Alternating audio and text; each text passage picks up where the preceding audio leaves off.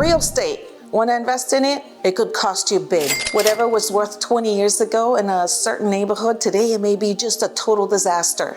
So let's talk about the 5 mistakes that rookies who are trying to invest in real estate make.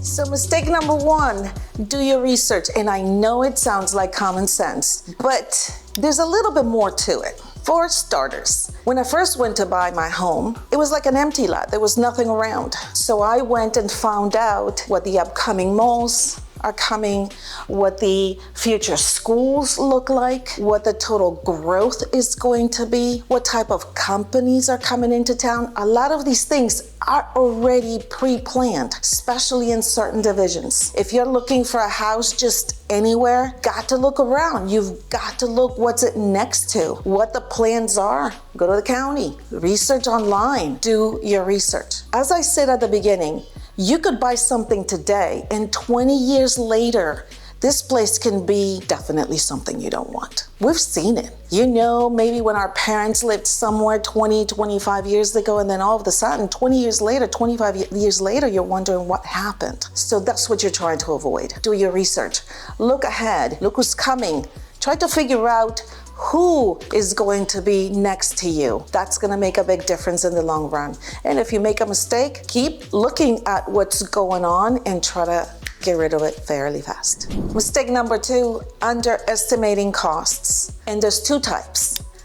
A lot of people do not realize that the closing costs at the time of buying an investment property, they need to be analyzed. Investment properties are going to be subject to higher interest rates. They're going to have no homestead exemption in most cases, and it's going to have HOA if there's any, and basically all these are going to play a part. Some HOAs actually charge a fee just for you to buy a property in their area. So it is very important, 1, to take a look at the closing costs, be sure you know what they are, and there are ways to get around them. Some you're not, but some bank fees you may be able to work them through because of credit, or you can look another lender that may be able to lend you money differently. Now, the second mistake that is made with underestimating costs is people don't take into account the mortgage interest. Hopefully it's a fixed rate. They don't take into account the property taxes, the HOA, the replacements of a roof in a couple of years. This is very important to remember. My biggest thing is with real estate investments, if you have the cash to put down, normally that is the best way. You've got to compare.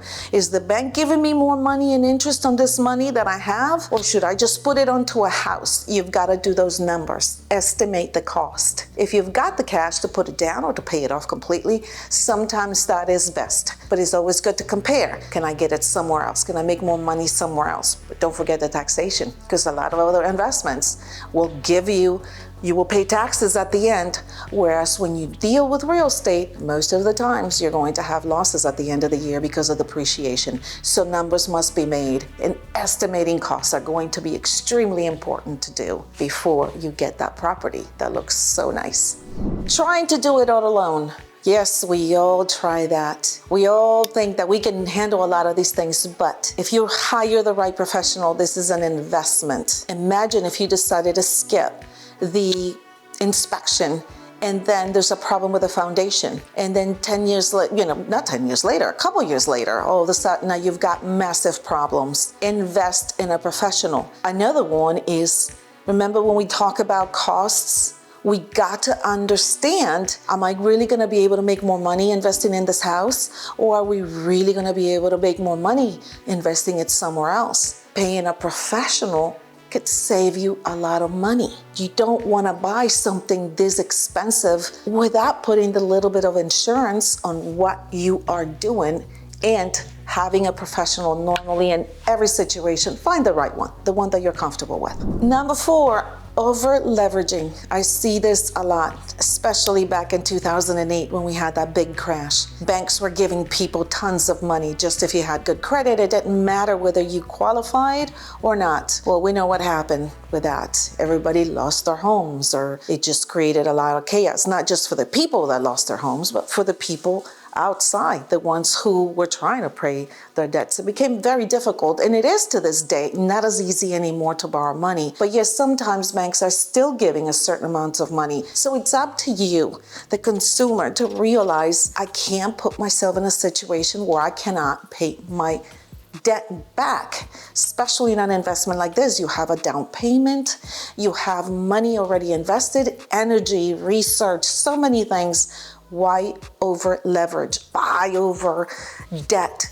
Definitely not a good thing to have. It's gonna feel like if somebody's choking you, if you lose a tenant, it's going to be a problem. So for your first home, if you're not able to pay for at least the mortgage on your own, I would not borrow any money in hoping that that's what is going to save you. That probably would be a rule of thumb. Don't get into debt you cannot pay on a monthly basis out of your own pocket. It's great, a tenant will come, they'll pay for it, but what about if you are 6 months or 3 months into the market and you don't have a tenant? The mortgage is just the very basic things. All the other things are still going to accumulate, such as real estate taxes, HOA. So this is going to put a big burden on you. Remember, don't over leverage. Control debt. Mistake number 5, focusing on short-term goals. So here's an important one. Let's say that you want to buy that condo. It's an Airbnb. Everything's working great for the first 6 months, but then in 2 years, something changes. It's no longer an Airbnb because the county says so. The neighbors got too tired of the coming and going, so all of a sudden, now it's a long-term property where you can only rent it long-term. Are you really making the money that you need to be making? Make sure when you do this, you not only look at the short term, but you look at the long term. So if a condo is bringing you $3,000 a month, what is it covering for? But what happens if it's now a long-term monthly tenant? You may not be able to get another $3,000. You may be getting $2,000. Extremely important. Do the long-term calculations. Be sure that what you're getting yourself into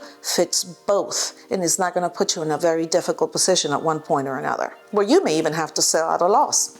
We don't want that, just to get out of an investment that was not carefully looked at on the long term. There you have it. These are the 5 very basic. They seem like anybody would know about it, but these are the basic things I see. I love real estate. It's a great investment. I do it myself, and every time that I can, I try to go out there and even research, even if I'm not shopping or buying real estate. If you like this video, like and subscribe. If you have any questions, leave them in the comments, and I'll see you next time.